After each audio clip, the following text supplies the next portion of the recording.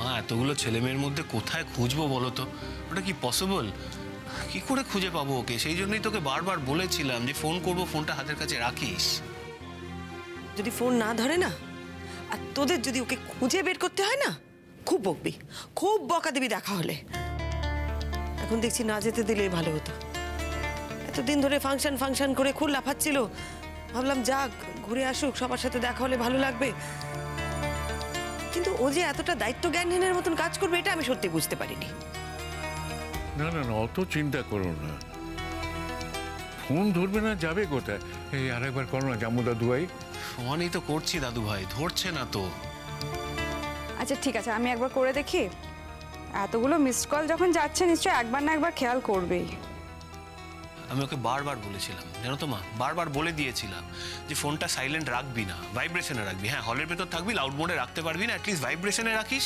তো নিজেও বললো যে হ্যাঁ ঠিক আছে, ভাইব্রেশনে রাখবো। তাহলে তুই যে এতবার ফোন করছিস, দিদি বুঝতে পারছে না কেন? কি করে বুঝবো বলো তো, কি করে বলবো? আজকালকার এই ছেলেমেয়েগুলো না এত ইরেসপন্সিবল, মাথায় এইটুকু ঢোকে না যে বাড়িতে লোকজন আছে, তারা চিন্তা করবে। আরে বাবা, পেয়ে যাবে ফোনে। সারাক্ষণ কি ফোন হাতে নিয়ে ঘুরে বেড়ানো যায় নাকি? কোথাও নিশ্চয়ই রেখেছে ফোনটা। শুনতে না পেতেই পারে, একবার ঘড়িটা তো দেখবে, টাইমটা তো নজরে রাখবে। আমি তো 10 মিনিটের মধ্যে পৌঁছে যাবো। ওকে তো বারবার বলে দিয়েছিলাম যে ঠিক 10টার সময় আমি তোকে আনতে আসবো। এখন 9:45 বাজে, 10 মিনিটের মধ্যে আমি পৌঁছে যাবো। এখন তোর ফোনটা রিসিভ করার কথা, টাইমটা তো খেয়াল রাখলেই হয়। সত্যি খুব অসুবিধা করছে দিঠি। এতবার করে বলে দে হলো সময় মতো ফোনটা ধরবি, কিন্তু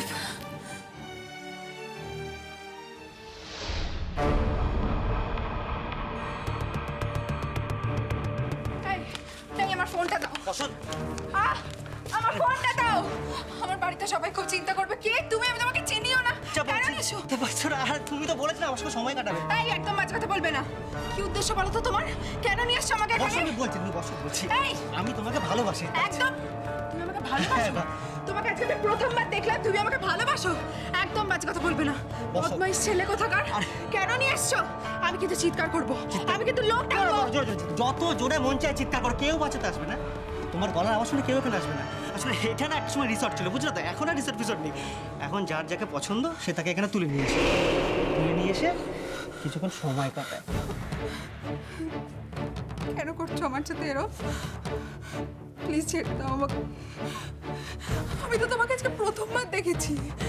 আমি তো তোমার সাথে কিছু করিনি। আমার এই সর্বনাশটা করো না প্লিজ। আমার এই সর্বনাশটা করো না। আমার মা খুব চিন্তা করছে। প্লিজ আমাকে যেতে দাও।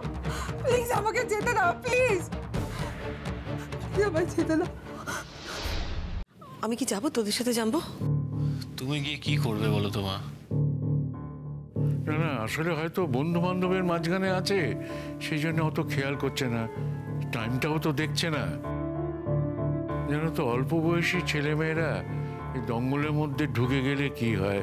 যাকে শোনো, তোমরা বেশি চিন্তা করো না। দাদু ভাই বেরিয়ে পড়ো, তোমরা বেরিয়ে পড়ো। চলো অঙ্কিতা।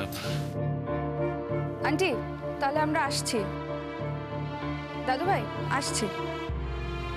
হ্যাঁ এসো, আমিও দেখছি, ফোনে ট্রাই করছি, যদি পাই আমি তোমাদের জানাবো। ঠিক আছে আন্টি, তুমি এত চিন্তা করো না। আমরা যদি ফোনে না পাই তাহলে আমরা ভেতরে চলে যাব যেখানে সব ছেলেমেয়েরা আছে। ওর বন্ধু বান্ধব কাউকে খুঁজে নিয়ে ঠিক ওকে খুঁজে বার করবো, ডোন্ট ওয়ারি। ঝামেলা তো ওখানেই, কতজনকে জিজ্ঞেস করবো, অত লোকের মধ্যে কি করে খুঁজে পাবো? ফোনটা ধরলেই চুকে যেত। আর গাড়ি বা কোথায় পার্ক করবো এখন? আচ্ছা ঠিক আছে, তোমাকে গাড়ি পার্ক করতে হবে না, তুমি গাড়িতেই ওয়েট করো, আমি ভেতরে গিয়ে খুঁজে নিয়ে আসবো। হ্যাঁ সেটা করা যেতেই পারে, কিন্তু ব্যাক গেট দিয়ে ঢুকতে হবে, পেছনের দরজা দিয়ে। সামনের দিকের গেটটা ওকে যখন ছাড়তে গেলাম বন্ধ ছিল, পেছনের দিকটা অবশ্য ঘুটঘুটে অন্ধকারও ছিল। হ্যাঁ,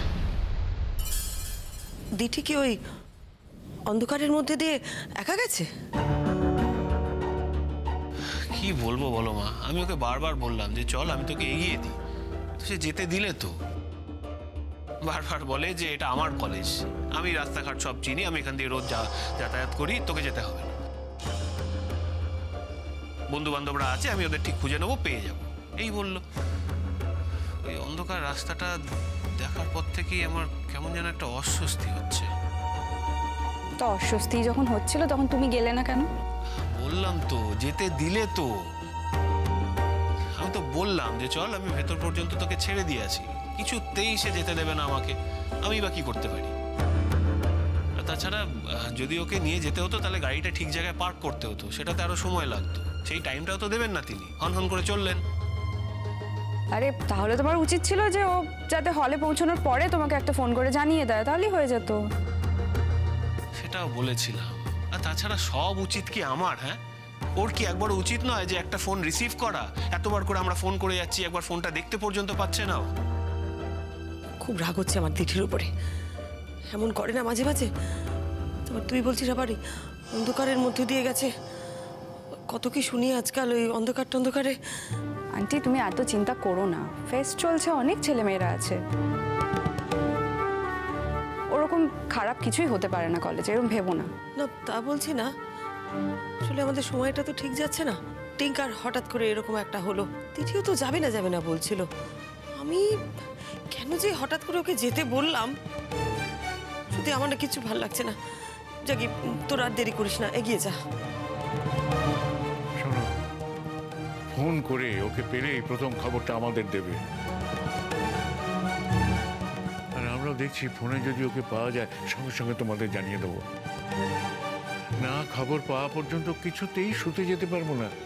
বুঝতে পারছো, সবসময় একটা এরকম উদ্বেগ হচ্ছে, উদ্বেগটা কাজ করে না। দাদু ভাই তুমি প্লিজ এত টেনশন করো না, দেখো যদি ফোনে পাওয়া যায় তাহলে তোমায় জানিয়ে দেবো।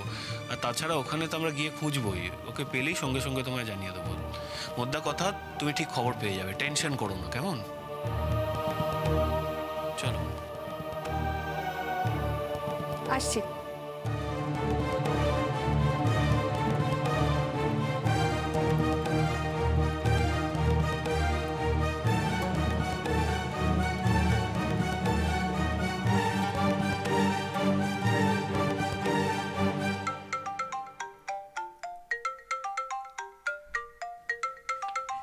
এই দেখো, তোমার মা ফোন করেছে, খবর নিচ্ছে।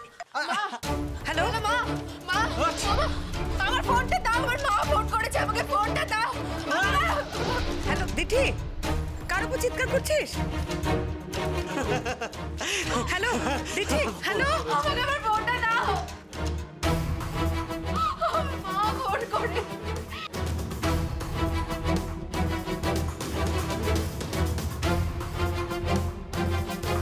বন্ধ করে দিয়েছে। কি হলো বৌমা? বাবা, কে একটা ফোনটা ধরলো, দিঠির গলা পেলাম আমি, চিৎকার করছে যে আমার মা ফোন করেছে, ফোনটা দাও। দিল না ফোনটা, তারপর হাসলো, কেটে দিল। এখন দেখছি ফোনটা সুইচ অফ। আমার মেয়ের নিশ্চয়ই কোনো বিপদ হয়েছে বাবা। কি বলছো তুমি? ঠিক শুনেছো? হ্যাঁ বাবা, আমি একদম ঠিক শুনেছি। ঠিক না শুনলে আমি বলবো কেন? তুমি শিগগির জাম্মুদের জানাও। হ্যাঁ, আমি অঙ্কিতাকে ফোন করছি।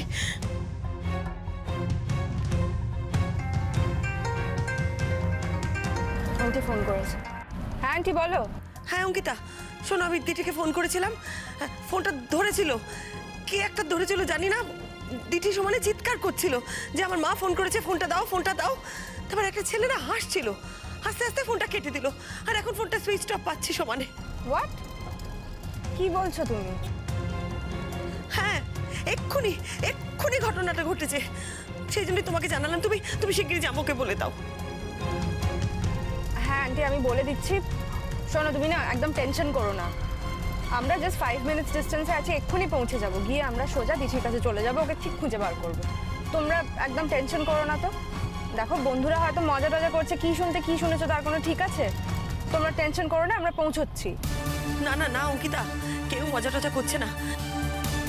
দিঠির গলা শুনে আমি পরিষ্কার বুঝতে পেরেছি যে ও একটা বিপদের মধ্যে আছে। আন্টি কি বলছো কি তুমি? হ্যাঁ অঙ্কিতা, তোমরা একটু তাড়াতাড়ি যাও, তাড়াতাড়ি গিয়ে দেখো মেয়েটার আবার কি হলো, তাড়াতাড়ি যাও।